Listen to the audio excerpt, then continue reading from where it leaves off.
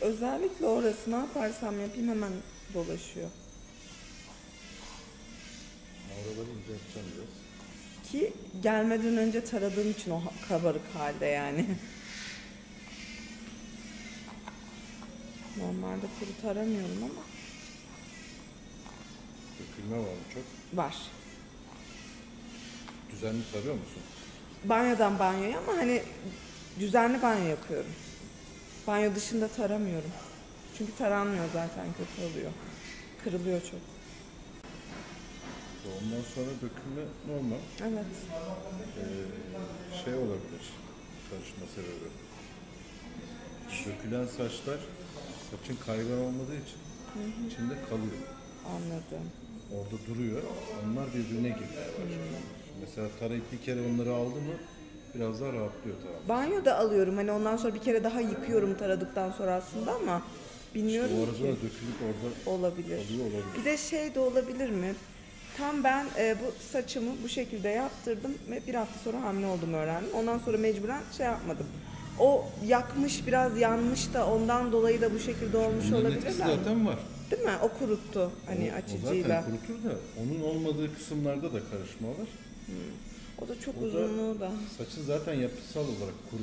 Evet. Hani Ne yaparsam yapayım da hani maske falan da yaptırdığım şey. şimdi profesyonel bakım lazım buna. Saçını kayganlaştırman lazım biraz. Burada var mı peki maske yapılabiliyor mu burada? Var. Ben şimdi sana maske yaptırdım zaten de öyle sadece maskeyle değil. Onun, birkaç ürünlük seri bakımları var. Mesela havyar bakım önerebilirim. Şu küçük ince tarakları da tarar saçın. Öyle. Öyle. Ömrümde hiç o küçük tarakla tarayamadım saçımı. Bak görüyor musun? Şu, Evet. bunlar çıktıktan sonra biraz daha rahatlıyor. Şu şekilde biz zaten her tarayışımda şu şekilde avucumun içi dolu bir şekilde. Çok gürdü önceden. Bence artık şu an gür değil ama şey, yapısından kaynaklı. Şurada mesela şu dökülen saçlar var eminim. Bakacağım şimdi. Yani Gelmeden taradım yine aynı çıktı.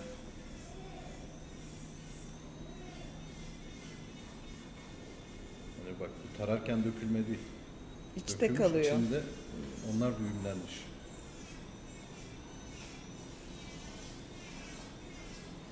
Öyle mi? Bak, bunlar çıktıktan sonra şuralarda da var hala. Çıkınca hepsi rahatlayacak. Bir de saçımın içi de dediğim gibi uzunlu kısalı. Hani şeyi de tam değil, boyları. O dökülmeden ve uçtaki sarıların kopmasından kaynaklanır. Yani saç kuruysa, koparak dökülüyorsa zaten istediğin kadar düz kes, yamulur. Sadece şu tutamdan çıkar. Evet. Görüyor musun? Şimdi, Kolunuza takıldı. evet, fark ettiğimi de kullanalım.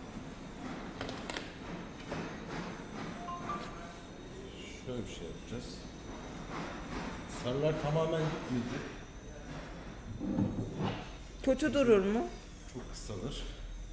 Evet, toplayamam. Bak sarıların ta burada. Oo, hayatta toplanmaz. Ben yine şuralarda falan düşünüyorum. Tamam. Çünkü bu kuruyunca şuralara çıkacak zaten. Evet. Toplayacak yukarı.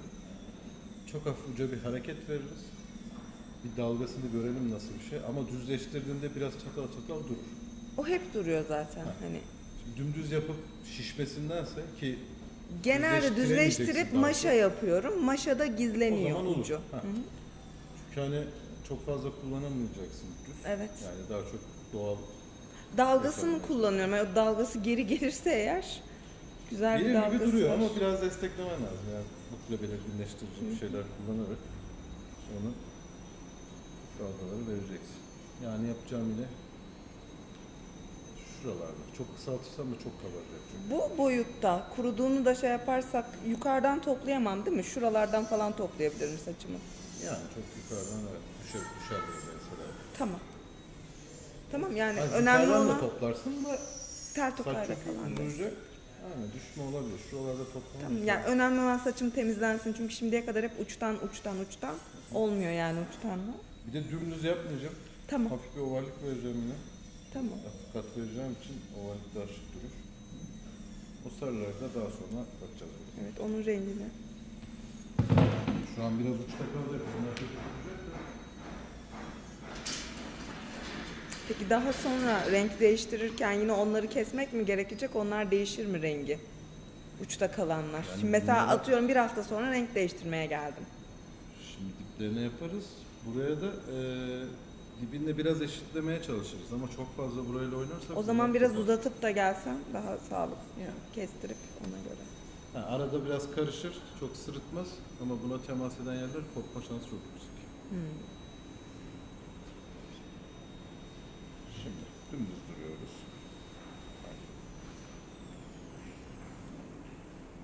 Hazır mısın? Hazır. Sen de hazır mısın? Şöyle beni çekiyorsun. Beni çekmiyorum. Beni çekiyorum ama. Güzel görünüyor mu? Kafam parlıyor mu? Kafam parlasın.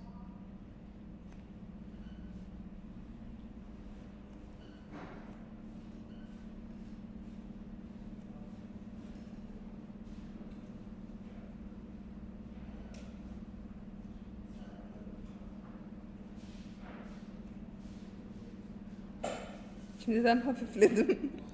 Bunu soracaktım. Yok, direkt hissediyorum yani. Yeter o zaman. Daha bir şey Ne yapayım, topluyorum zaten, yine toplarım. Belli olmayacak. Uğraştırın ki. Şimdi...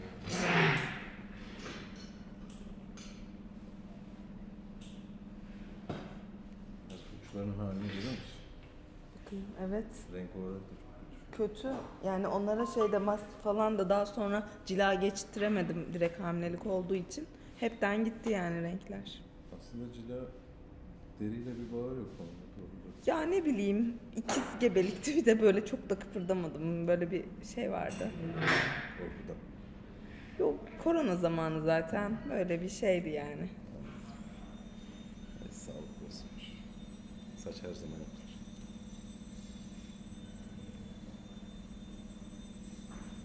Şimdi bak taramaların aşırı rahatlayacak. Evet. Ben şimdi bunların uçlarına da hafif incelteceğim. O da daha da Şu rahatlatacak. an en sevmediğim renk şey duruyor uçları. Hiç sevmiyorum şu rengi. Onları aslında cilayla hallederiz ya.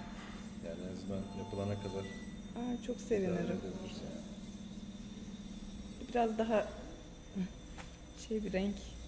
Tabii uyumlu olur yani. Platin hiç sevmiyorum. Zaten bu kirli bir platin. Platin de değil aslında. Kirli bir sarı bir... Çiğ bir sarı. Öyle söyleyeyim. Ne kadar takipçiniz var? 500.000 olacağız inşallah. Oo. Neyse, Nasıl tamam, yani? ben de He? ben de takip edeyim o zaman. Beklemiyordum ama ya, şu an YouTube videosunda olacağım. Kabul ettim ama böyle ben fotoğraflarımı falan kullanırsınız gibi. Yani saçın izlenebilecek güzel bir saç. Teklif et, merkez teklif et. Tamam, rengini değiştirirken de o zaman devam ederiz. Saçı balyaj yaparken neler çektiğimi. Genelde fön çekerken çok zorlanıyorum. Aslında kolay şekil alıyor ama kabarıklığını gidermek zor oluyor. Yetişmesi zorlayacağız. Saç benim ömrümü yedi. Nasıl? Kuaför fobisi sağladı bana. Ömrümü yedi diyorum saçım kuaförden. Ya böyle kolay kolay ayaklarım gitmiyor kuaföre diyeyim Öyle size. mi? O zaman seni barışıklar. Evet. Çünkü hep böyle geldiğimde insanların suratında böyle bir, özellikle fön çekeceklerim falan, bir değişik bir ifade oluyor. Artık hiç yüzlerine bakmıyorum Fön kuaföre çekeceğiz gittiğim sana zaman. dedi. Aynen. Ben çırakken 3 kişiydik. Böyle saç geldi mi hemen Kaçıyorsunuz. ikisi tuvaletteydi. Ben ortada kalıyordum. O yüzden çok alıştım ben bu tarz saçları. Bu saçlarla öğrendim. Ya şey de değil, hani yaptığınızı çok göstermediği için de ondan da zevk alınmıyor hani. Yani saç yapısı olarak kabarma, müsait.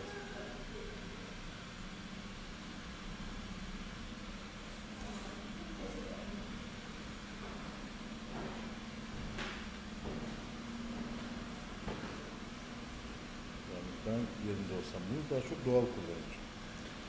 İşte dediğim gibi şu sıralar hep topladığım için normalde ben de hep doğal kullanıyordum ama böyle doğal da belli bir süre sonra mesela güzel özel bir yere gideceğin zaman hep aynı kullanıyorsun ya. Hı hı. Şey gelmiyor. O zaman da hani düzleştirip maşa yaptığım zaman da O da güzel. kötü durmuyordu. Ama hani düzü çok tercih etmem. Yok zaten sevmiyorum da hani bana yakışmadığını biliyorum.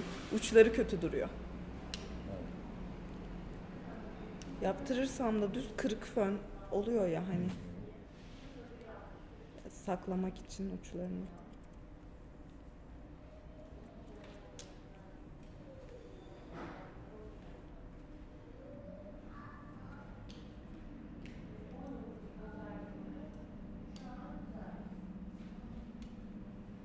buralara geleceğim tekrar. Temelimizi atalım önce.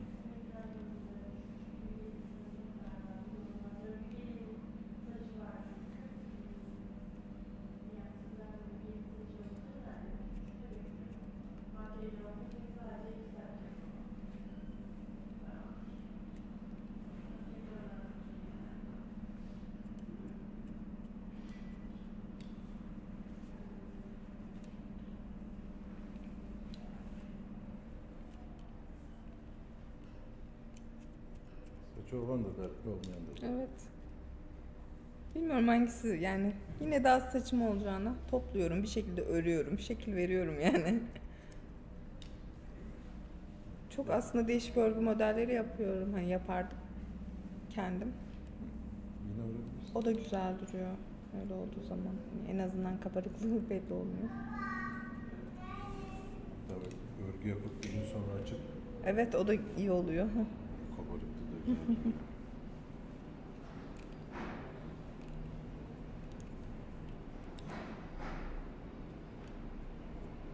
Şu Dyson var ya onunla bu saçı şekillendirebilir miyim? Ama çok anlatıyorlar da Hani izlediğim an çok kolay bir şeymiş gibi de durmuyor açıkçası. Elimden geliyor yap hani alışığım yapabilirim ama onu kullanıp kullanmama konusunda. ya biraz daha böyle zayıf saçlarda bir şey var da Bunu da yani. zor yani. Güç uygulamak lazım.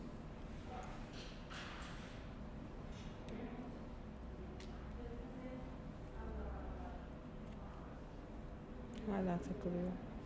Bunlar biraz zayıf olacak. Yani en azından bu kadar olmayacak.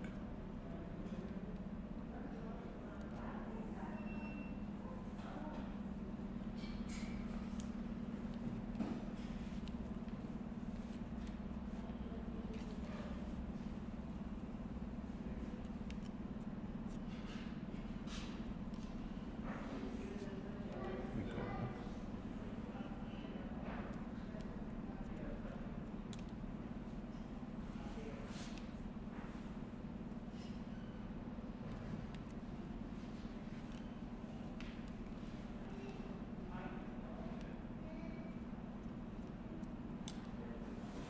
Yok, çok kat vermiyorum.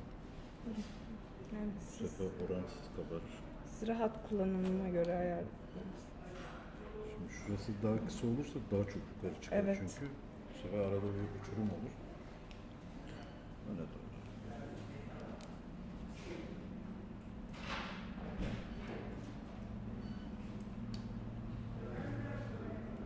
Uzun kullanmamın bir amacı da oydu. Uzunken daha az kabardığını hani hissediyorum Evet. aslında. Ama Aşağı şu doğru an sarkıyor zaten. evet ama şu an tabii artık başka bir çare. Tutacağız seni. Bundan sonra o zaman. Bundan sonra benimki gibi yapacağım. Yukarı çık. Aynen. Şey sormuşlardı. Saçlarını tamamen saç olmayanlar duş jeli mi kullanıyor, saç şampuanı mı? Islak mendil de siliyor.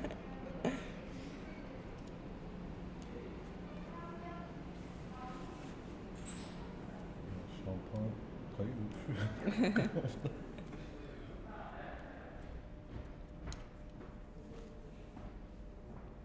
Değil mi? Aslında biraz var. Evet. Hava çok sıcak oldu diye kazıttım.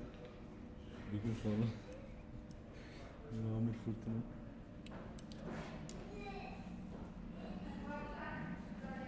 Böyle de hoşuma gidiyor. Rahat oluyor. Kullanımı da. Ben de Kullanımı çok çok kolay. kafamın şekli güzel olsa direkt kısa kısa ben de seviyorum. Kısa olacak ama. Güzelsin sen şey. Yok uzun böyle şey. İşte, Yüzüm. Ne bileyim. herkes uzun surat ister. Aa, Benim çenem burada bitiyor mesela. Ben uzatmak için sakal bırakıyorum. Biraz öne yani. ben de sırf yanaktan oluştuğum için. Hı? Yanaktan oluşuyorum ben de sırf o yüzden. Şöyle. Ya yok ya, üzülme orantılı.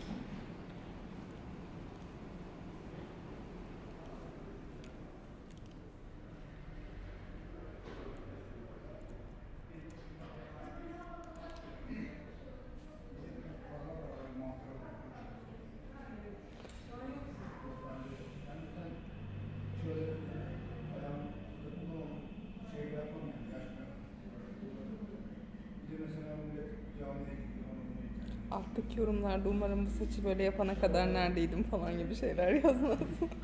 Neler yazıyor? Aa, Neler o zaman yazıyor? açıklama yapalım. Yapıyorum, yine de yazıyorum. Ben daha çok dünyadan takipçi, yabancı. Türkler geldi mi zaten? Sırf linç. Başka dert değil. Ciddi almıyorum.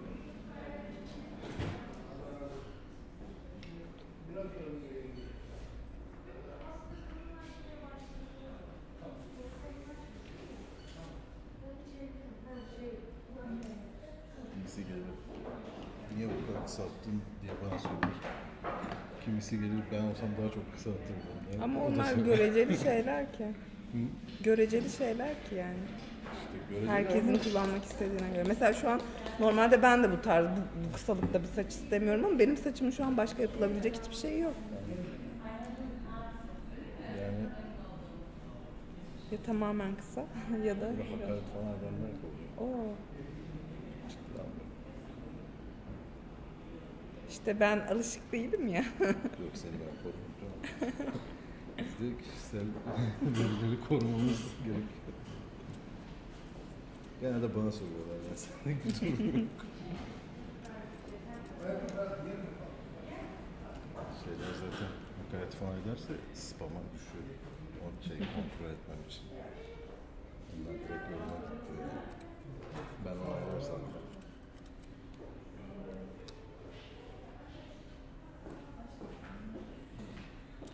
Ben iki aydır saç kestirmeye çalışıyorum bu arada. Şimdi bebeklerime bakacak olmadığı için eşimin izin günlerinde ya da nöbet çıkışları olduğunda gelmem gerekiyor. O zaman da burada yer olmuyor falan böyle bir... Bu aralar tek çalışıyorum. Ve ameliyat olmuştum. 20 gün falan gelmedim. Geçmiş olsun. Hem o süreçte müşteri alamadım, hem sonrasında birikti falan.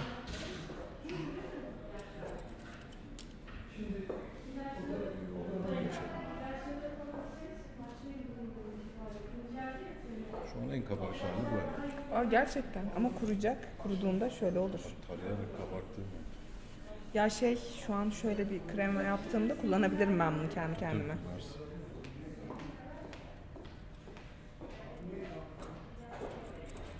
Ya bebeklerimin doğum gününe kadar şu rengini de halletsem. Ne zamanla? Mayıs'ta. Ha, kaçı? 5'i. Süper, bravo. Evet bizim hepimiz benim oğlum 20 Mayıs, ben 13 Mayıs. Ben de 9 Mayıs. Eşimle tanışma zamanımız Mayıs. Her şey Mayıs bizim. Eşimin Ben doğum çok günü severim Mayıs değil. Mayıs'ı. Ben de seviyorum. 3 çocuğum var, 3'ü de Mayıs. Boğa buluşması. Aynen.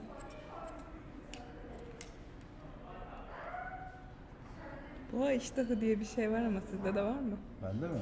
Severiz ya. Yemek yemeyi.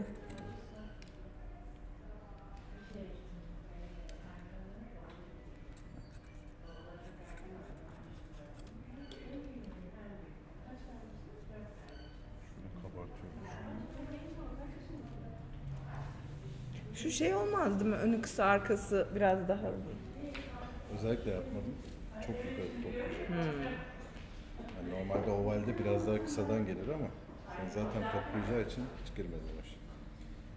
Yani kısaltmasaydık arkaya çok biraz daha uzun bıraksaydık olabilirdi belki. Ama o da o model gibi olmazdı herhalde. Aynen. Yani kısa olan çok toplayacak, uzun olan daha sarkacak öyle düşün. Onu ayarlamamız gerekiyor.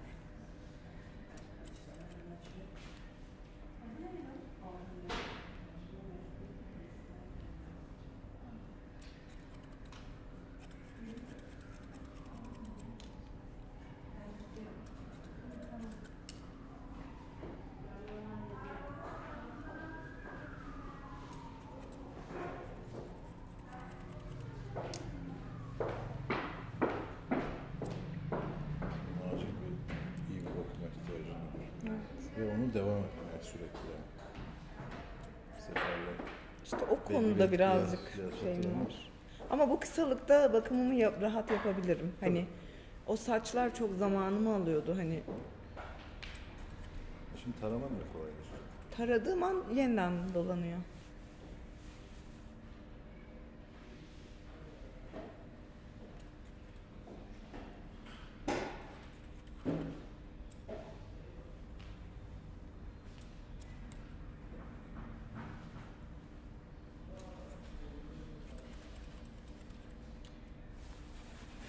Şöyle bir topluyormuş gibi.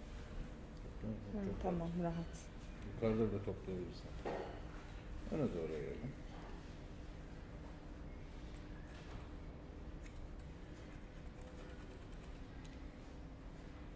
Çok döküldüğü için evde her yer saç olacak. Bebeklerim emekliyor falan böyle. O yüzden de. Hepsinden kurtulacağız. Yine çok dökülecek mi? O Çok zaten belli o. olmuş. Aynen. Ya şimdi normal saçtan 2 katı daha fazla herhalde tel var. Dökülmede 2 katı olur dolayısıyla.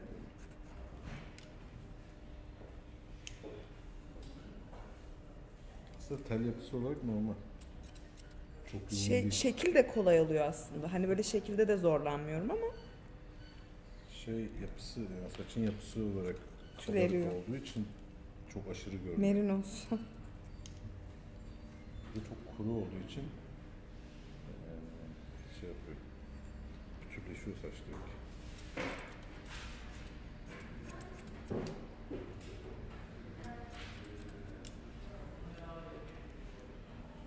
Şimdi nasıl yapalım peki fön mü yapalım doğal mı istersen? Ya fön yaparsak birkaç gün şöyle bir gün falan hani yarım banyodana kadar bir fönünü görsem. Dalgalı bir fön yapabilirsiniz hani doğal duran. Bundan sonra kendim kullanacağım için.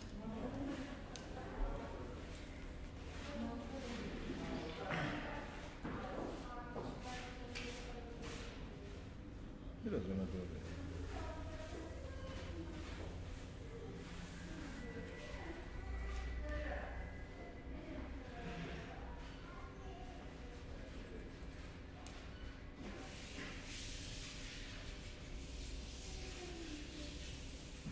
En son üniversitedeyken bu kadar kısa olmuştu saçlarım. Üniversitede. Orada birazcık rakçı falan takılıyorduk böyle mavi siyaha boyatmıştım. Kısaydı böyle bonus Ne kullanıyordum. zamandı? 2009-2010. Ne okuyordun?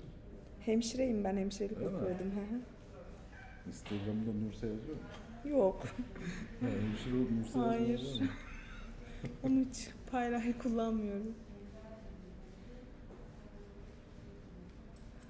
Var ya hukuk okuyordum. Vav. Her yerde söylüyorum. Mustafa askerden gelmişti.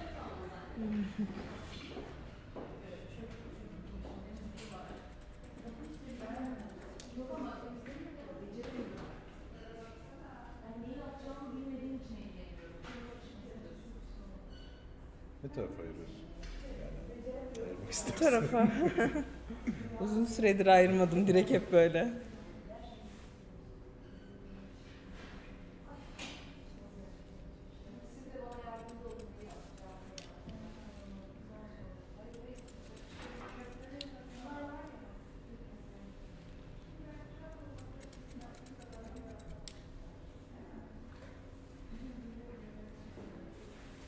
Fena olmadı ya. Böyle de kullanırım ben. Alışım zaten şeye. Şu dalgasını biraz kendine ayarlarsan çok güzel olur. Evet.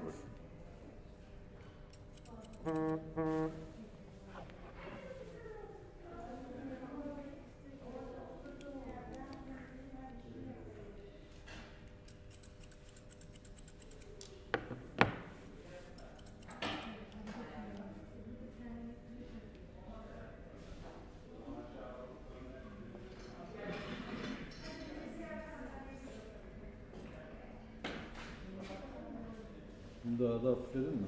Evet. Uykum geldi. Boşa yük taşıyormuşum. Yastık dolar mı? Tabii. Şöyle bir kaldırmadan bakacağım. Senin işin kolay ama zayıflamak istedim. Ama tıraş ol. Bakayım tartıya bakacağım gidince aynen. Rejim yapıyordum zaten iyi oldu. 2 kilo verdim dersin. Maksat kilo vermek değil mi?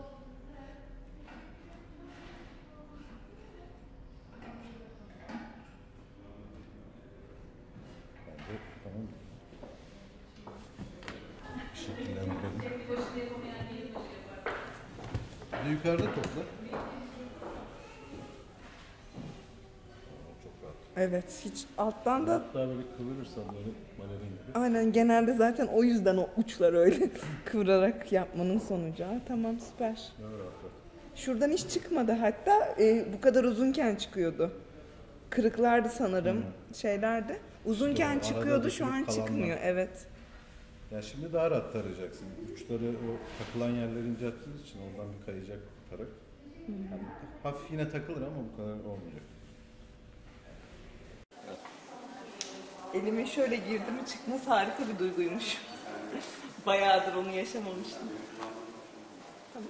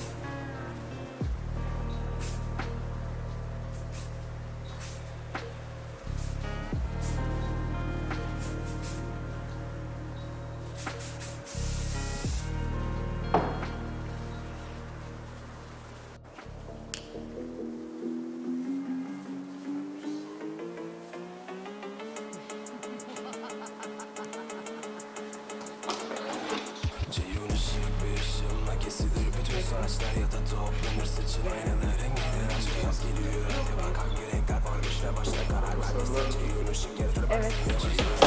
ışığımla kesilir Kontrolsüz olsa böyle bir varsa saçın aynaların gelir aşka yaz geliyor. Hadi bak hangi renkler varmış yavaştan karar verdiysen Ceyhun'un şekeri tır bak seni başla. Göz var nizam var işim bir el salla. Memnun insanların hepsi çünkü kalite el salla. Geri dönüştürülür burada bütün saçlarım bakar bir kere Ceyhun ışık değişimde başlatır.